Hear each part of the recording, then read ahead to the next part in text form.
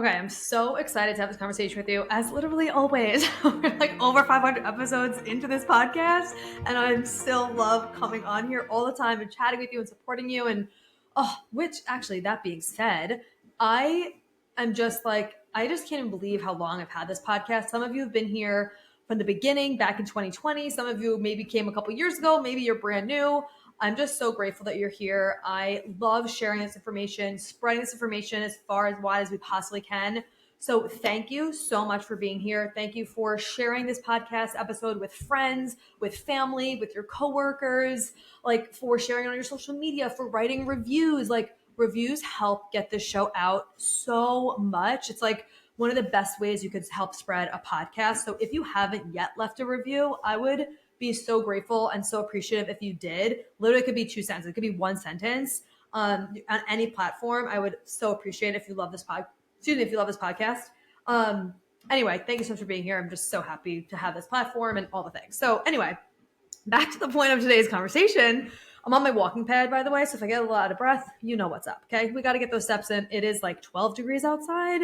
So I might bundle up just to get in my like manifestation walk, get some outside time, but most of my steps are happening inside today. So anyway, okay, I got this question today from one of my clients in the Conceive Accelerator, which if you don't know, that's just like my 6-month close proximity program where, you get all my courses, the mind your hormones, all that stuff, but you're working with me directly for 6 months to really create a personalized plan for you, for your pregnancy, for your fertility journey, for all the things. Absolutely love it. It's one of the only spaces where I have close proximity with my clients, and it's the best. Super intimate space. They get to support each other. Like, I just love it so much. Anyway, so if you're looking for that anyway, like personalized support in your fertility journey with an intimate group of other women who are going through it with you, we'll put the information in the show notes for you. But she dropped this question in there, and it just made me realize, like, there's probably I know there's so many women who are going through fertility challenges right now who are likely having similar issues. So because especially if you've been trying for a really long time, it could really dampen and your mood and cause a lot of anxiety and depression and all of this. So she came in saying, like, she's been talking about how she's just really not been feeling motivated and she's been feeling down. And so she was talking to her doctor, she's getting blood work and all this stuff done. And her doctor was like, I could recommend you Zoloft. And so she came in and was talking to me about it. She's also did a gut personal stool test. So we're working in conjunction with her results from her stool test. She's doing some gut healing, specific protocols for that, whatever. And so her doctor knows all this is going on and was like, I can give you Zoloft. She goes, some people do have some gut reactions to it. I know you're healing your gut, but whatever, it's an option, da da da. So she just came in and was like, what's your opinion on this? Like, what do you think about it with my gut healing and all the things? So I sent her like a huge like message back, but I really want to talk to you about this because maybe you are someone who is struggling with your mood, with your anxiety. Maybe you're debating medication. Maybe you're just not sure. Maybe you're currently on it and you're like, is it impacting my fertility? All the things. So I want to talk about this. From the top, obviously, disclaimer, this is just educational purposes. Please consult your doctor. I am not telling you to start medication. I'm not telling you to stop medication. Like, that's just a disclaimer at the top of this episode, okay? So the first thing I told her was obviously, like, and I'm going to tell you the same thing. You know yourself best. And there is a time and place, obviously, for medications. Like, if this is something where you're having really scary thoughts and it's really impacting you, whatever, like, you have to do what you have to do and we'll work around whatever we have to work around. But with that being said, of course, ideally, I would rather you try X, Y, and Z first to see how that impacts your mood. And then we could go from there. So I'm going to like lay out exactly how I would approach this with myself and with my clients, which is literally what I did today with her. Okay. This is going to be an ongoing conversation with us, obviously, with her and I, but this is like my thought process with it. So first and foremost, we know she's going through a lot of gut healing, right? A ton of stuff came up on her gut. She has PCOS, first of all. She hasn't been ovulating. A lot of gut issues going on. So she's on at least a 3-month protocol with Gut Personal to heal her gut. She was having like a lot of loose poops, weight resistance issues, all these things. So I was like, please get a stool test done with Gut Personal. So she did, amazing results from it. So now we know exactly what's going on. So we know how to heal it. So knowing that she has gut issues, I was like, Ideally, I would prefer for her to at least wait, if again it's possible with like where her mental state is at, until her gut protocol is done and she has, healed everything that was off on her stool results, because your gut is directly connected to your brain. So when you have gut issues, it is absolutely going to impact your mood. There's a direct connection via the vagus nerve from your stomach to your brain. So it is from your gut to your brain. So if you have gut issues, it is going to impact your mood. So that alone, just healing her gut alone, and she just recently started this protocol, healing that alone could absolutely improve her mood, her anxiousness, all of that stuff. So that was the first thing I mentioned. And so you listening to this as well, if you do have gut issues, it's almost guaranteed if you have gut issues that you're also going to feel more anxious, more depressed, more low, more easily. And like, this doesn't have to mean that you're like really clinically depressed or anything, but if you have any type of gut issue, you will notice that you're just probably a little like not as motivated. You have lower energy. Your moods are like blah, because there's a direct correlation. So healing your gut is one of the best ways you could support your mental health.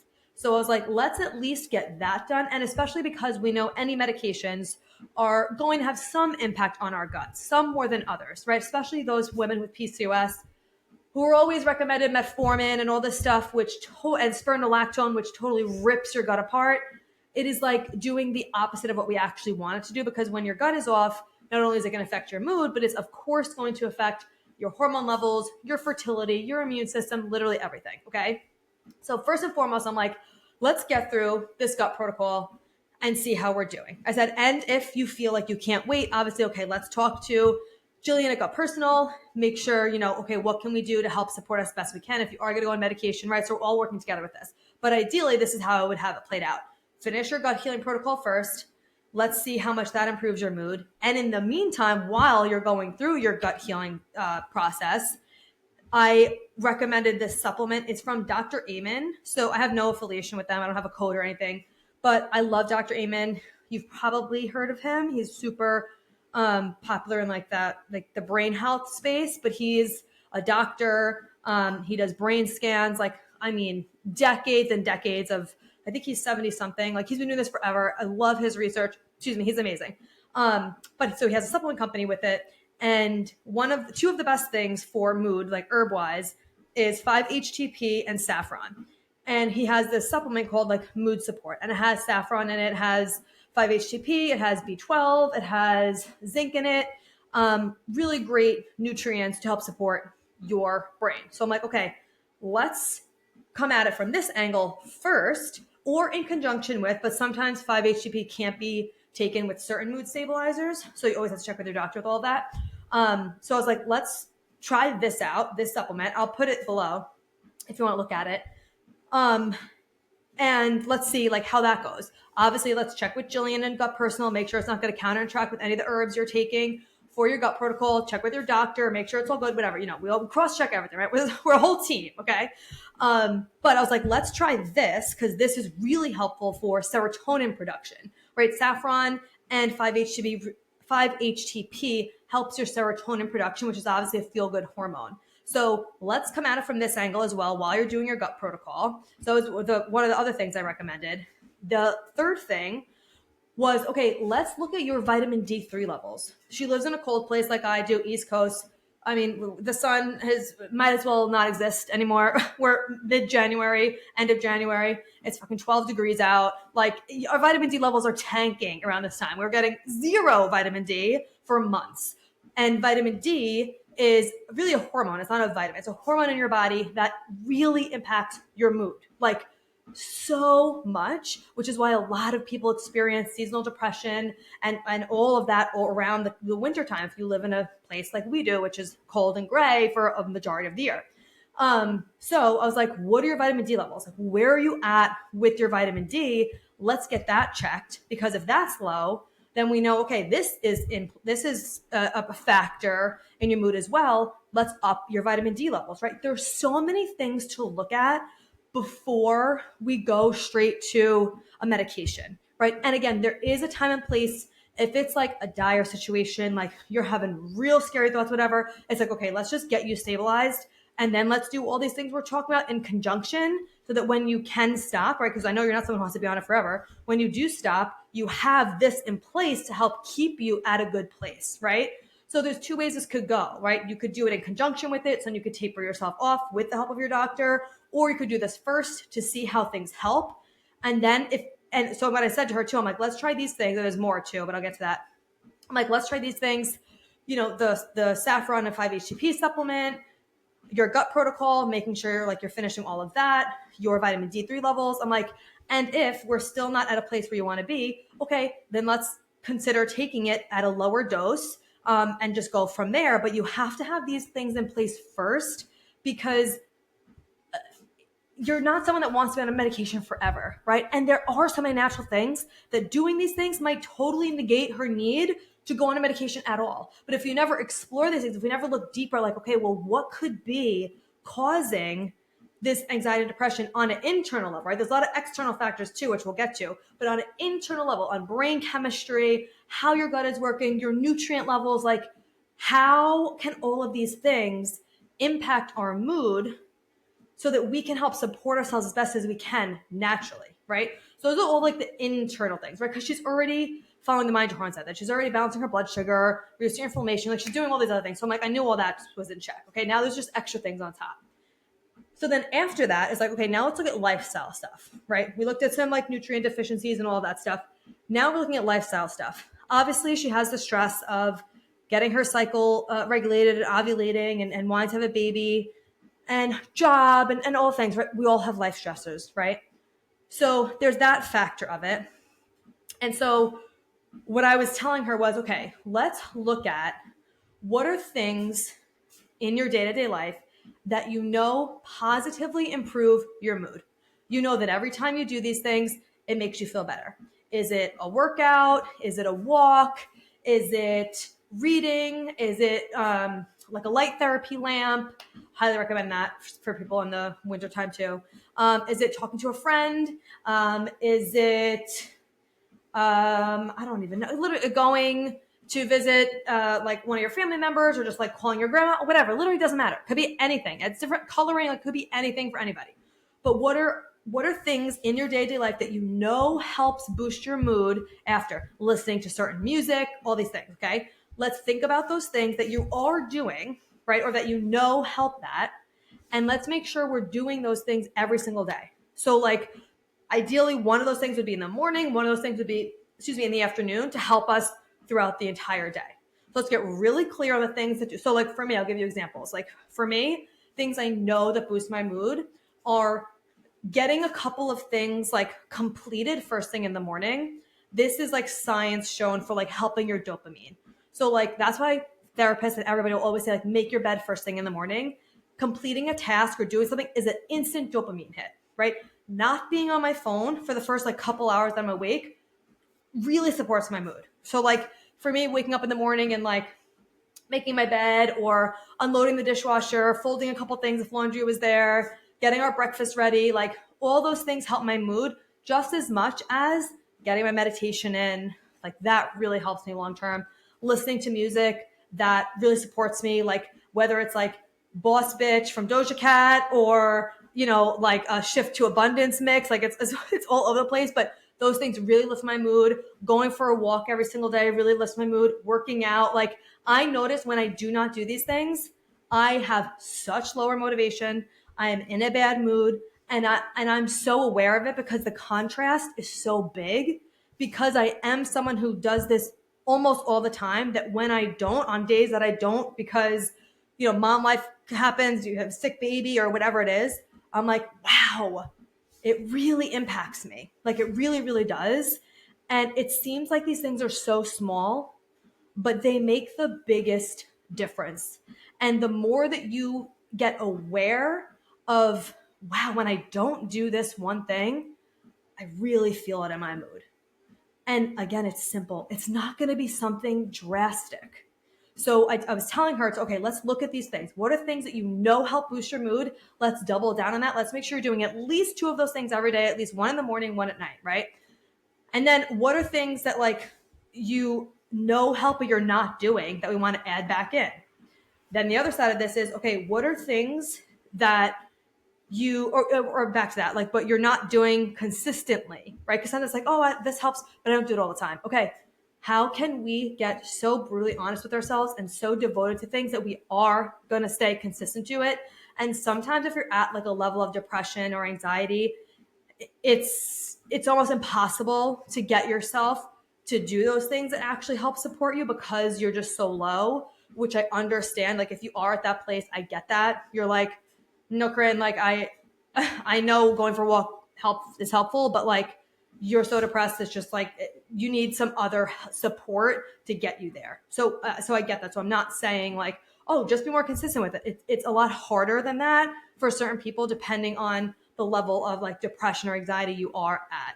I'm also going to say this too. I don't personally experience like extreme depression or anxiety. I've definitely had my bouts with it at like a low level, nothing where it was ever like, oh, I even thought about needing medication or anything like really detrimental.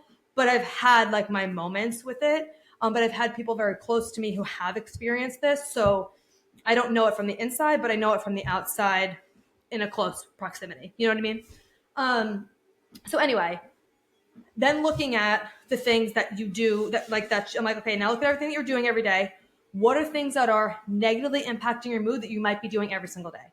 Is it maybe going on your phone? Is it like not working out, that you're just like not doing these things? Or is it talking to a certain person, not having a specific boundary? Like really getting so clear on your environment, on the things that you are or are not doing, because we have to like positively brainwash ourselves to support our mental health, especially when you're trying to conceive, especially when you're in a place where you are like wanting to really get out of a rut, really help support your mood, really just like shift your energy and kind of like go from a lower vibration to a higher vibration. Like we need to be so adamant and so like cutthroat on the things that are just not allowed in our experience anymore. My therapist was saying this to me too. She's like, it's like the guards at the palace gates. Like when a thought is coming in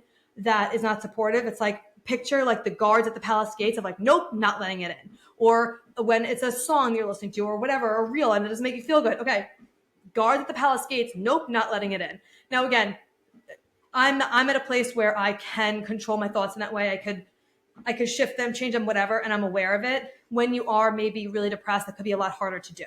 I'm just giving you examples, okay? So these are the things that I was kind of walking her through of here's how I would approach this and the things that I want us to try ideally prior to going on medication so that we could see how far can we get naturally. And then, okay, did we go all the way? Did you feel like, okay, great, this is amazing. I don't need medication. Okay, awesome. Did we get close enough, but not fully there where, okay, maybe we do need a little bit of something and that feels best for you. And you could do a way smaller dose and we could still really be supporting it on all fronts as well. So that it's something that you could eventually taper off of. Because it's never something you want to just like go on without any plan and any like support, in my opinion. And then at the end of this, like you, when you're thinking about things like this, if you're thinking, oh, should I go on medication? Should I not go on medication? You might be like asking other people. You could be getting so many opinions. Your doctor's just saying like, yeah, here's like 50 milligrams of Zoloft. This is perfect. Somebody else like me would be telling you what I'm telling you today. Then you might be talking to someone in your family who's telling you something different. Every single person, you could ask 10 people, you're going to get 10 different answers, right? 10 different opinions, 10 different ways you could do something. So what I would recommend for you and what's most important is getting so quiet with yourself and really trusting your intuition. What is best for you right now? Is it going on something? Is it not going on it right now? Is it trying and I'll get there. Really trusting your intuition, which a lot of people have lost sight of what that even looks like or feels like because we've been conditioned to listen to everybody else but ourselves. And that, like me included, listen to this and see what feels good for you, but do what's best for you, not based off of what I'm telling you that I would personally do.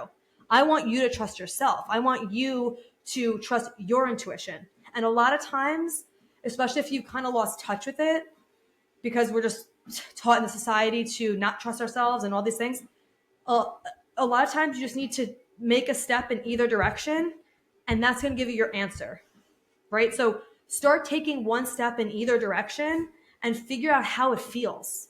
And then you'll know if you're on the path or if you're on the path that's actually not best for you.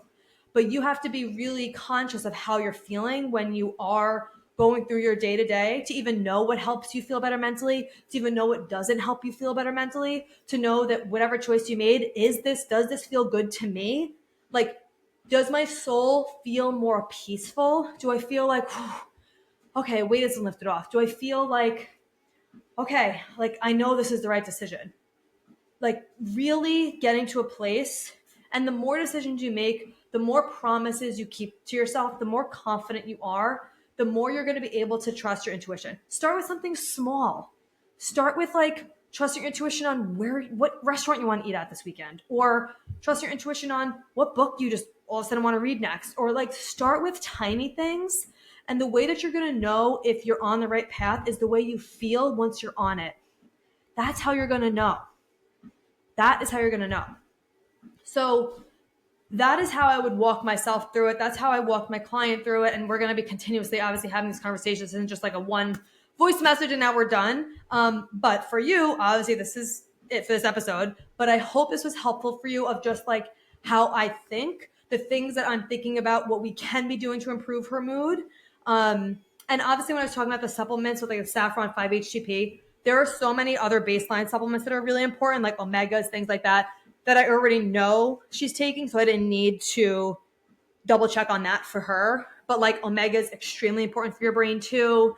So I just wanted to like throw that in there. It's not just about the saffron, the 5-HTP, but that's an additional thing that's very, very helpful. So I will link that below for you. Again, I have no code or anything. This is just one that I think I really trust his recommendation with this because he's such an expert with the brain and he's been doing this for decades and decades and decades. So that's my spiel on this. At the end of the day, trust yourself, talk to, your doctor, whatever. But at the end of the day, it's really what's going to feel best to you, your intuition, and how you want to do things moving forward. There's no right or wrong answer. There's no shame in either direction. There's a time and place for everything, but it's really, I always want to come at it from what can we do first and or what can we do in conjunction with to complement this so that this isn't like a lifelong plan. Like Zoloft isn't a lifelong plan. It's like, okay, well, what do we need to shift in our lifestyle, in our nutrition, in our nutrient density to get ourselves to a mentally better place so that this doesn't continuously happen, or so that we could taper off medication or lower the dosage, right? Because that's always an option too, with the help from your doctor. Okay. So hopefully this was helpful for you. Come message me and let me know. I know, trying to conceive journey can really wear on you mentally. So I'm sending you so much love. I'm sending you such a huge virtual hug. I appreciate you being here. It always means so much to me. I love you, and I'll talk to you in the next episode. Thank you so much for being here. If you loved this episode and learned something valuable, please share it with a friend who you think would also love it, or post it on social media and tag me so I could personally say thank you for helping me spread this important message. I am beyond grateful to be here with you. So until next time, stay intentional, stay consistent, and always mind your hormones.